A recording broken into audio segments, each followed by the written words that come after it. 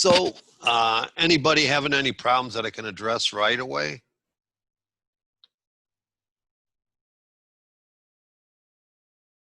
Okay. Then we'll go right to Java. And this morning, what I'm going to do with you is I'm going to introduce some of the concepts that we're going to use next week. So when you go, like if you have extra time this week, you can start reading chapter 2 and maybe even start working on the projects. I'm going to probably turn them on. What is today? Thursday. Oh, I'll probably turn them on. You know, it says I'll turn them on by Monday, so you'll have a full 8 days. But normally I'll turn them on maybe on over the weekend. So you'll be able to, but you know we're going to go on to chapter 2. So if you want to start reading that, you surely can do that, okay? Oh, I didn't share my screen with you guys. That would be bad. You should now be seeing my screen. Somebody want to confirm that? Yeah. Yeah. All right. Okay, so I'm in NetBeans here. And what I'm going to do is create a new project. So if you want to follow along, it's Java Ant again. I don't really have to click this, but that's what I'm using there. The application is what I want to write. And I'm going to call this, I don't know, Acme Concrete. Or no, let's do Concrete Calculator. Something to that effect. Again, I can save it to wherever I want. In my case, I'm just going to save it to the desktop for now.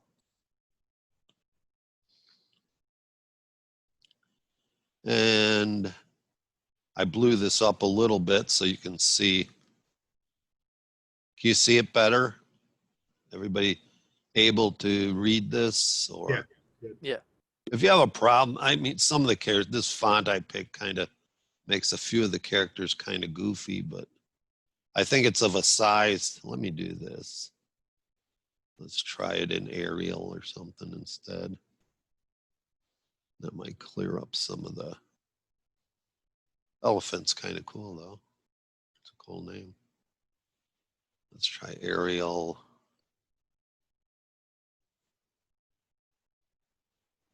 Bold.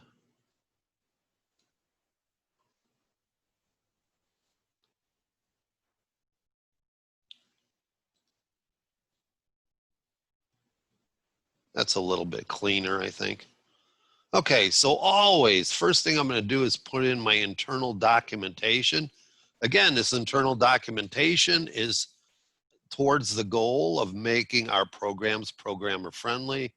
So the program is the Acme Concrete Calculator or something to that effect. The name of the file was concrete calculator.java. Today's date is already 8/20/2020. And the author in this case is myself. In your case, it would be you. And the purpose will be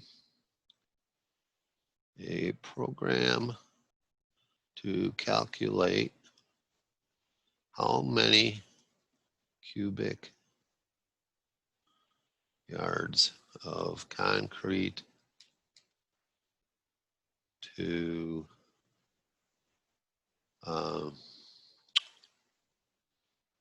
pour a round patio, given the user input of the radius, the radius and thickness of the pore. I think that's okay. Okay, so we got that. I'm going to save.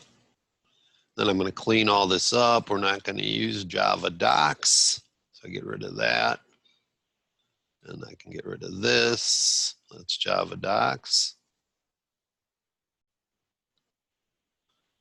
And then I'm going to move these out so they line up one below the other. And I can even take this part here and indent it a little more by just clicking right here. So this one is over this one. There's nothing in between them. This one is over this one. There's nothing obstructing that. And my code's going to go right here once I put it in. Okay. So in this program, when I look up here, it says the user is going to input stuff. Well, in Java, we have to have something that will get the information from the user to the program. And that's usually the keyboard. Well, to use the keyboard, we have to use import java.utility, util like that. And there's something, look at all these things. These are already libraries where people have written programs that we can use in our program. Okay, so somebody's already written the code for these and we can just import it into ours. And so I'm going to call, what I want is a scanner. And this is like a blueprint to build something from. Build an object from. Okay? And so somebody's already written for that. And then down in our program, I need to build it. So I build it like this. I say, I want a new scan, I want a scanner object. And I can call it what I want. I'm going to call it, in my case, I'm going to call it my scan. Is equal to a new scanner. And where do I want to get the information from? I want to get it from the system in. And if you know this or not, the system in, guess what it is? Anybody? Your input. The keyboard? The keyboard, yes. So then what is system out? We've used system out already. Where does it go? The console will display it. Yeah, the monitor, right? Yeah. System out is the monitor. So now I have that. Let's see here. Next thing I need, well, it's cubic yards. So I need a couple constants, I think. The first constant I need is pi, right? And we're going to use pi as 3.14159.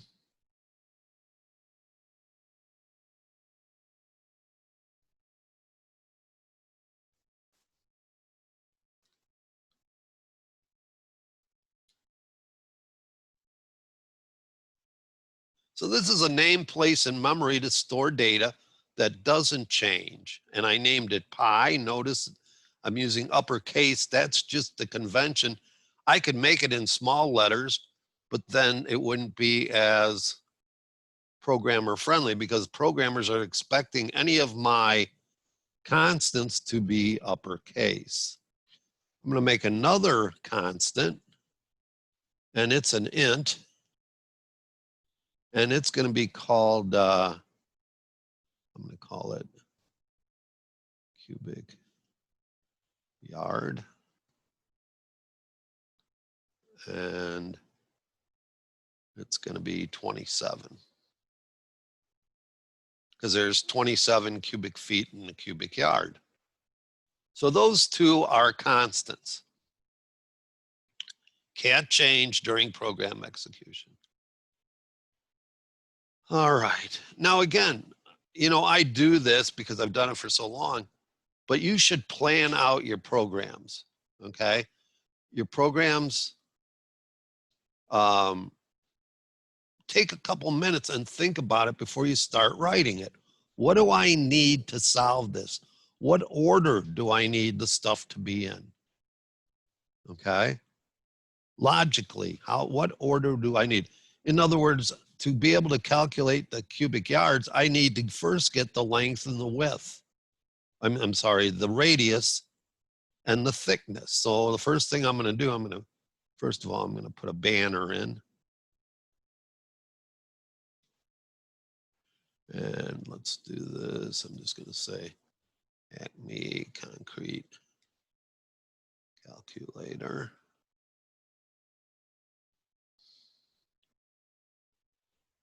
5 maybe. Okay. And, oh, you can always, there we go. And I don't know why that's over 1. Let's see here. There we go.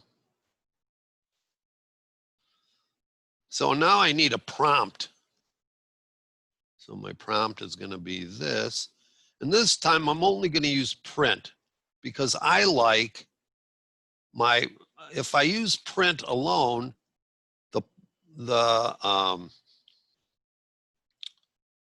it's going to allow the user to put in the value when they type on the same line as my prompt. If I do print line, they'll be putting in under my prompt. And it's just a matter of preference.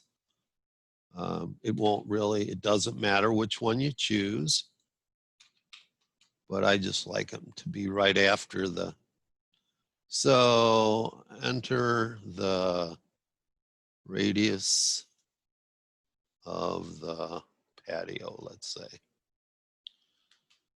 Okay, and there's my prompt.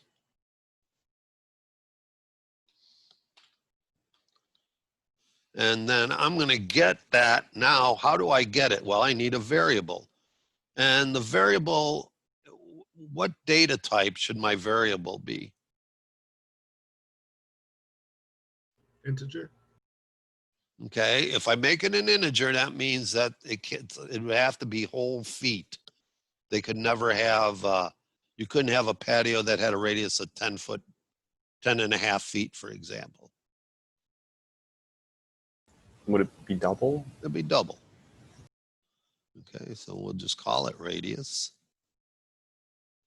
And then it's equal to, or assign, the value coming from my scanner. And then what do I want? I want the next double that's entered.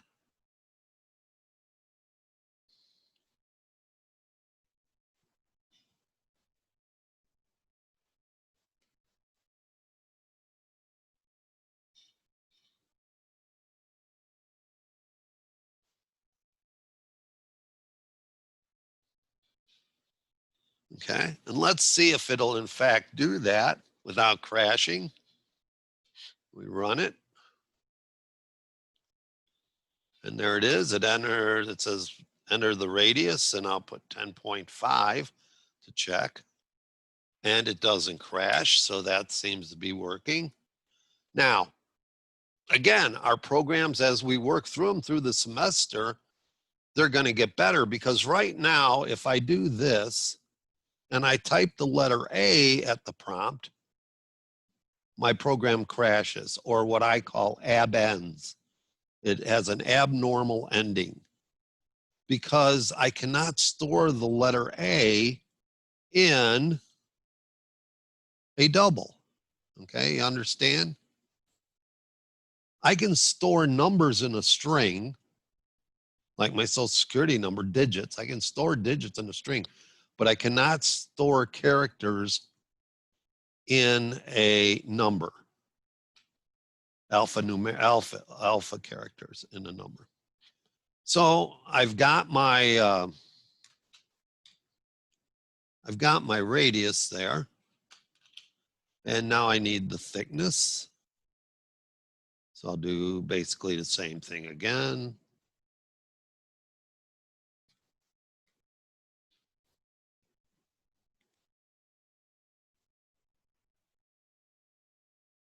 There's the prompt for that. And again, it'll be a double. And I'm going to just put depth for the name of it. My scan dot, and again, next. And look at all my choices here. Okay. And I just happen to know that I want this to be a double. So I could just double click here and it would put it in. All right. And then I'll save and run it again, making sure as I go that everything's working. So if I put 10.5 here, and I put 0.33 for 4 inches here, and my build is successful, okay? So that means it's working up to that point. All right. Any questions at this point?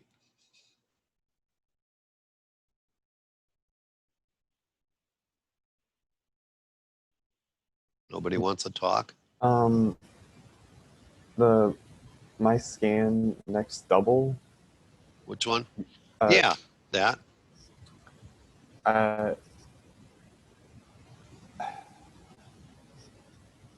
Never mind. I was going to ask about them being already assigned, and if we were ever going to be able to have our own,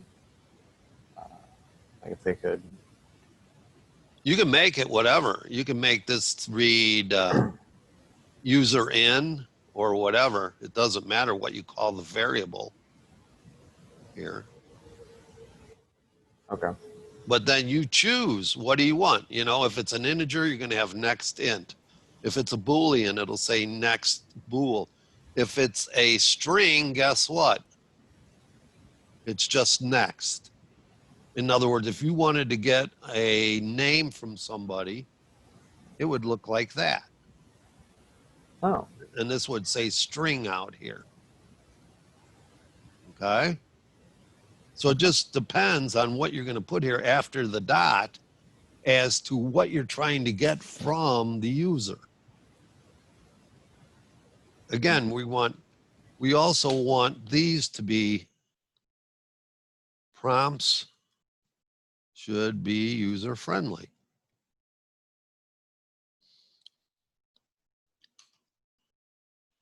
In other words, if I did something like this, not very user friendly, right? Because all it's going to say is enter. Well, what does that mean? Okay. Same thing when we put this in up here, it kind of lets the user know what kind of program they're entering. If all I have here is enter, if it comes up and all that pops up on the screen is the word enter, how do they even know? We know because we're writing the program. What you have to understand is in the real world, you're going to have like at least 4 people, okay, involved. So you got some guy that wants a program written, okay, to use in his company. So he comes to your boss and makes a deal for your boss to write the program. Then you have the guy that's going to design the programs, tell you what you need in the program for it to work, what they want to see. Your boss maybe tells you this. Then you have the person that actually writes the program. And then you have the user, the end user that's going to use the program. It's kind of like building a house, you know. Somebody comes along and says, you know, I want to build a house here on this piece of property. And you have a contract, or so he goes to an architect. The architect draws the house on a piece of paper. Then you take that piece of paper to a builder. The builder says, yeah, we can build that house. Then he turns it over to a carpenter. the carpenter and the electrician and that, they build the house. And then finally, the guy that wants to move into the house moves into the house to use it. So there's a lot of people involved. Our problem here when you're writing your own programs and then you're running your own programs is we know what to expect here. Okay. But if I just come in here and start running the program, if I was to I'm walking along one day and you hand me your computer and say, hey, run this program, and I have no idea who you even are and what the program's supposed to do. Understand what I'm saying? And you press the button and it just pops up and says enter. I have no idea what to enter. Here, it at least says it's a concrete calculator and that we need the radius of the patio. Okay. Oh, and I wanted to show you here. See this red button? It lights up when your program's running. So in case your program starts going wacky, you can just come over here and hit stop and it stops the program. Okay. Any other questions? Yeah, I have one. Go ahead. That red line on the right side, do you not want to type past that? Oh, you mean this one? You don't need, I try not to. There's Okay. again, until you hit this semicolon in most cases, it knows you're on the same line. Okay. In other words, if I was to drag this out, or if I was to come here and do, it knows it's on, that you want that on the C. It put that plus sign there. Okay. Yeah. So I don't get an error. Okay. Yeah, you don't want to go out past that. That's the page line if you were to print it out or that. Nothing will happen if I go out past that.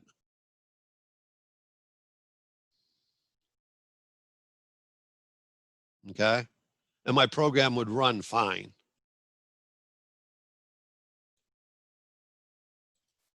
But that's a good point. Yeah. Don't drag it, because if you ever have to print this out on paper or whatever, it's going to be off the page or whatever. Notice this blue line, they're not red or whatever the squiggles is here. If you put your mouse over these things, it just says this hasn't been used. When you're done with your program, if you have any of these, you should look at it because apparently you put in something you don't need. The only reason these are not showing up right now is because I haven't done the calculation with them yet. So the computer's right. I haven't used them. Okay. So this is kind of what we get used to. Okay, so now I'm going to do the calculation and I'm going to call it cubic.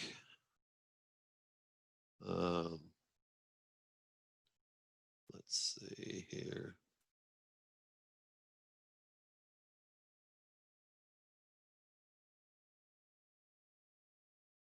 I don't know if it's spelled different too. So that's all right, I guess. Because I got cubic yard at the top. This is cubic yards and it's spelled differently anyway. Is going to be equal to pi times. Now, again, the advantage of using, let me tell you this story. So let's say that you're writing a game for a company and part of the program is to develop arches and circles and that. And throughout the whole program, you don't create a constant, but you just, whenever you're making a circle or that, you use the value 3.14159. And so now the program has 1 million lines of code, which is not uncommon, and was written by 10 different people. And your boss comes to you and says, you know what? Instead of using 3.14159, we're going to use 3.14 only in our dimensions to save some space or whatever. And I need you to go back and find every instance in the million lines of code where we typed in 3.14159. And you know what? It's so important right now that if you miss one of them, you're going to lose your $100,000 job. Okay? Who would want that deal? Anybody? Because if you miss one, you're fired. Now, different scenario. Instead of typing 3.14159 when I write the program, everybody uses the constant pi, pi. And this is only entered one place at the beginning of the program. Now, I would bet my $100,000 job that I could fix them all by just doing this. Done. Move on to the next thing. Okay? That's why we use constants. So here are the formula for a circle is pi times the radius squared. So then we're going to go radius times radius, because Java does not have, in some languages, we have something that looks like this, raised to the second power. Java doesn't have that, so you can do this. Now, that would become pretty, what if I said it was a radius to the 10th power? I'd have to do this 10 times, which would be kind of goofy, okay? But guess what? Somebody wrote a library of math functions. So what I can do is this. I can type math dot pow for going to the power of. I think it's pow anyway. Oops. P-O, yeah. And then to the power of what? Radius. And then 2. Okay. And then times, so it's pi times radius, times the thickness, which will be depth. And then I'm going to put parentheses around that. Do that calculation first. Okay. And then I'm going to divide that whole thing by, so that would give me cubic feet, but I need cubic yards when you buy concrete. So we'll put that there like that. And, oh, I forgot to declare this. What kind of data type is it? A double? Yep. Okay. And see, I made a mistake. Here's cubic yards is still, I forgot to type in cubic yards instead of 27.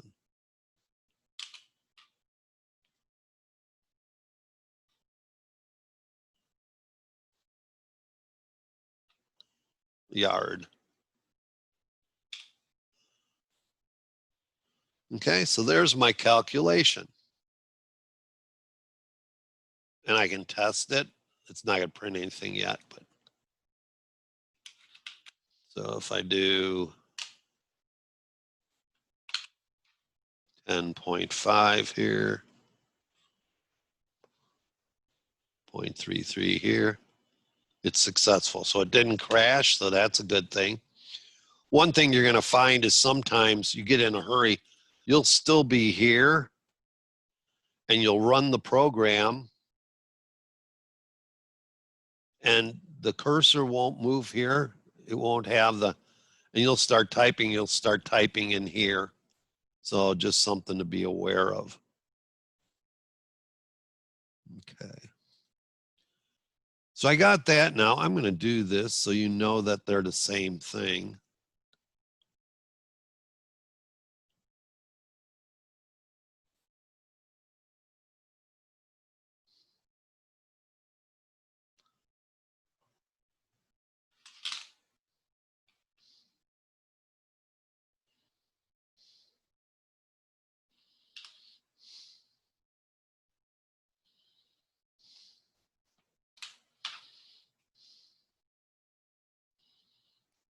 And again, you need to at least have the knowledge of the order of operations from algebra or math.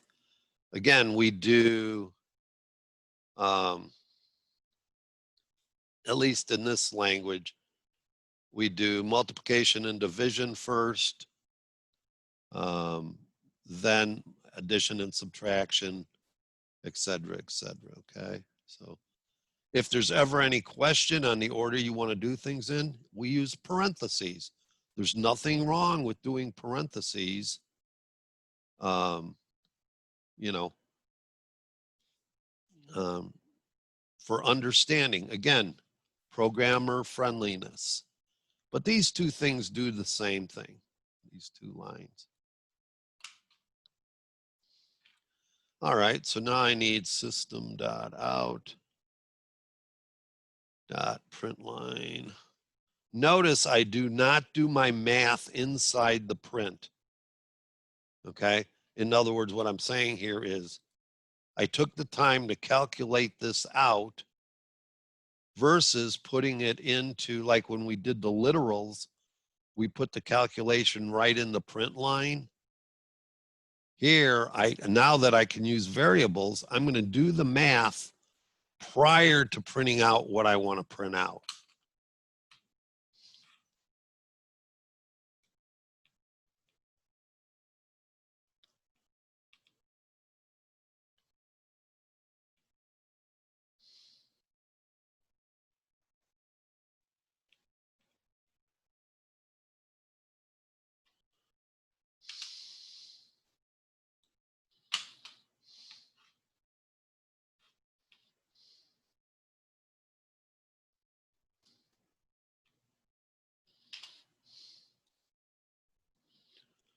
And if I look at it now, let's see here.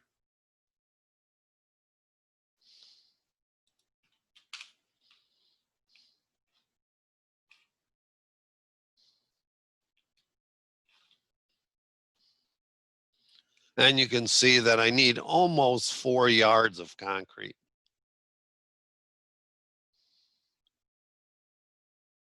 And that's the right answer. I just happen to know that. So this is for a patio. That one that I just did would be for a patio that's 4 inches thick and 20 yards, has a diameter of 20 yards. It's 20 yards across and it's a circle. Okay. And then I'll just close this out real quick here. Let's see, I want to do this. Just add a couple things here at the end.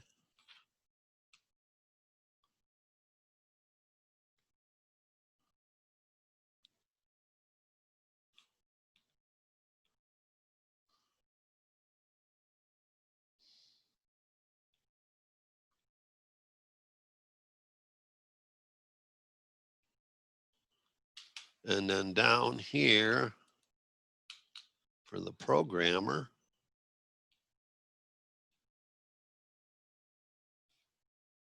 we'll put no code follows this. And then we save it. Okay. So now if I look over on my main somewhere, how come I can never find this? I swore I saved it there. Oh, no. That's interesting. It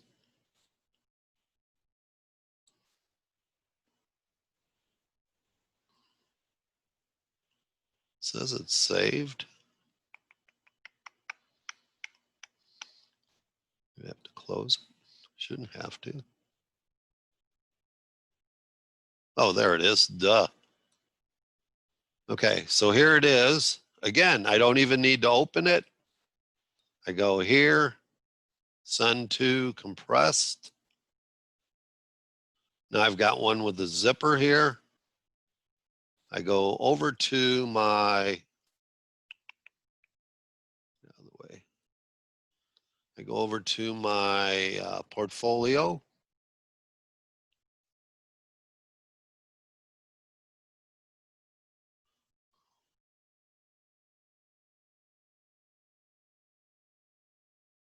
The portfolio in here, portfolio. I go in, I see my portfolio here. Go into File Exchange. Here it is. I hit Add File, and I'll put concrete. Browse my computer for it.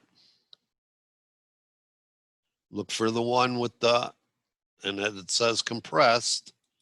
Click on it, say open. There it is. I hit submit, and boom, I'm off to my next program. Again, if I want to get back into it, if I want to work on it, I can leave it in there. I can right click and save the link somewhere. Okay, I could save the link, hit save link. And I could say I want to save it to the desktop, let's say. I can rename it.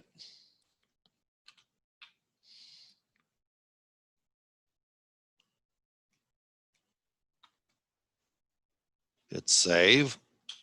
Now I have to remember that's a compressed file. So then I come over here, right click it, go to 7-zip, extract it. Boom, there it is. And now I can open that with NetBeans. Okay. So I do that. Then I can just delete these later. But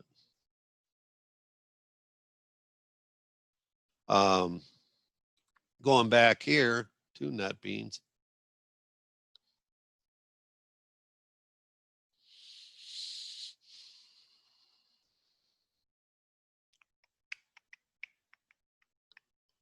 Come on. There we go. Again, if it opens up like this and I want to see my code, I just open that, double click. Boom, there it is. Okay. What else was I going to show you here?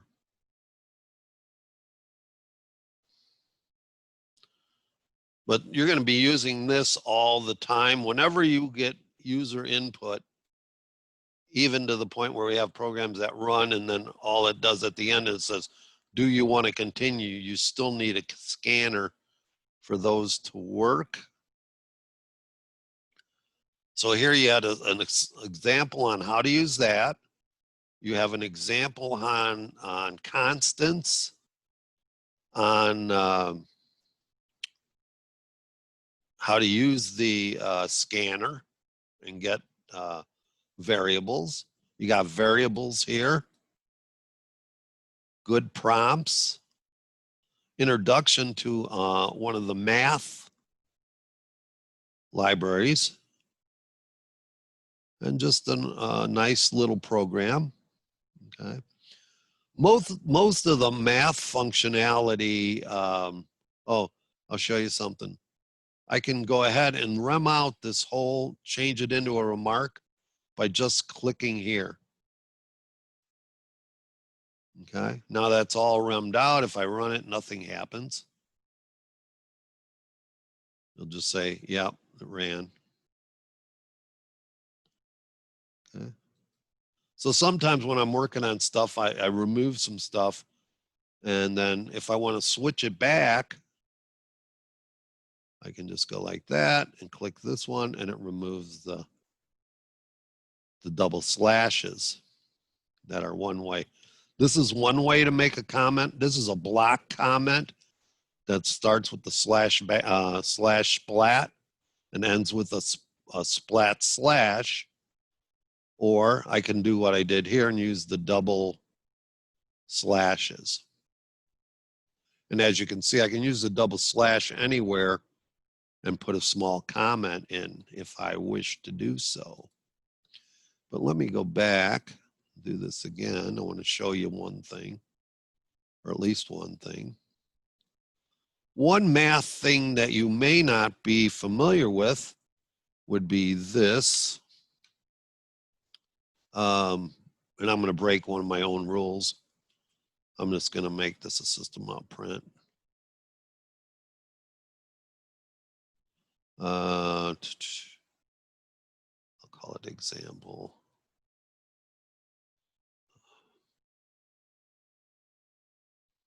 Yeah. Something like that. And then do this. And I'll say,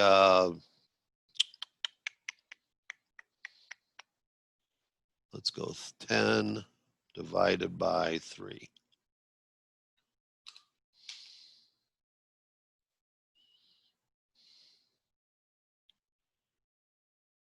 That's good. And notice that my answer is 3. Okay. What happened to the other 0.33? Worse yet, let's do this one. 9 and 5, which is part of the calculation for calculating the difference between Celsius and Fahrenheit. Okay. So if I do that, you can see I get 1 here. Well, in reality, this 1 is almost 2. So if I use this in a calculation like this, okay, I'm going to be way off, okay, when I do the calculation. If I'm calculating temperature, for example. Because again, this is all, if this was 10, one more, this would be 2. So it's closer to 2 than it is the 1. To fix that, what we have to do is one of these has to be a decimal, at least one, if not both. So, but if I put 0.0 here, okay, now it knows this one is a double instead of an integer. And if I run it, you can see here I get 1.8, which is what I want. Okay.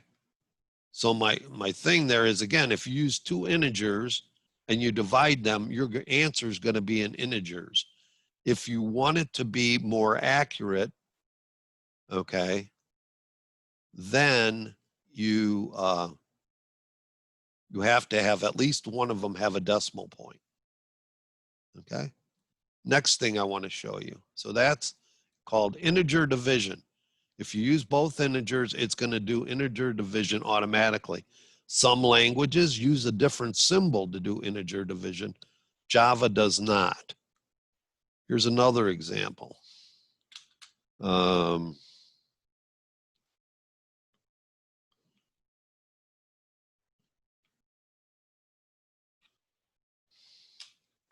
This in Java is called a modulus. This is called modulus. And what it does, you can see it's a 1. And that's right. If I make this a 12 and run it, it's 0. If I run it again, whoops, I need to run the code again. If I make this 13, it's 1. If I make it 14, what's it going to be? 0. 0. This modulus means I'm going to divide 2 into 14. What is the remainder? What is the remainder of this? So what was I doing there? I had 11 modulus 2, it was 0. Then I did 12 modulus 2, it was, 11 modulus 2 was 1. 12 modulus 2 was 0. 13 modulus 2 is 1. 14 modulus 2 is 0. 15 modulus 2 is 1. So what am I checking for? If it's even or odd. There you go. Is it even or odd? because I could have my program do different things if the answer is even or if the answer is 0, okay? Or even or 0 or odd and 1, right? Or I could do something like this. I could say, if this number, I'll show you something. This isn't going to run. I just want to show it to you in text format. So I'm going to say if the number of times the program runs, modulus 100, do something, okay? So now if count is 1, it doesn't do any, oh, I'm sorry, I didn't finish it, is equal to 0. So now the only time this program, this part of my program will run is if the number over here divided by 100 comes out 0. So it's going to do something at 100, 200, 300, 400, 500, 600. So when the count gets to those, maybe balloons are going to pop up on my screen. I don't know. But whenever it comes out even to 0, there's no remainder, something will happen. So that's what modulus is about. So that's another type of mathematics that we use that isn't common in algebra for the most part. Okay. So that's interesting. Any questions? Again, we haven't covered this yet in your reading. This is what you're going to be going into next week. But I thought I'd give you a little heads up here so that if you start reading over the weekend, once I open up the site for lesson 2, the Blackboard, you'll have some idea of what's going on. Okay. Any other questions or any questions on what I did here? And go ahead. Do you want us to upload this to our portfolio? Oh, no, this is just an example for your benefit. Okay. If you got it to work on your own computer, that's cool. Okay. And of course, this is going to, if you didn't do it right now, it'll be out there on a video as soon as I can get it converted into YouTube. And so you can do it later today, or you can do it sometime over the weekend just to practice, or you can make up your own program, you know, that does something, you know, doesn't have to do concrete. It can do anything. How many square feet of tile would you need to tile your bedroom, or anything like that? You get the length and the width, and how big are the tiles, and blah, blah, blah.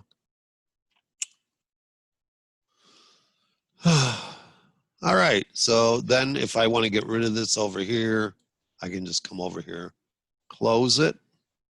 Do I want to save anything? No, I'm just going to discard it. And there, now I got a brand new screen. I can go in and create my new program. All right, that's kind of my song and dance for today. Any questions before I let you go?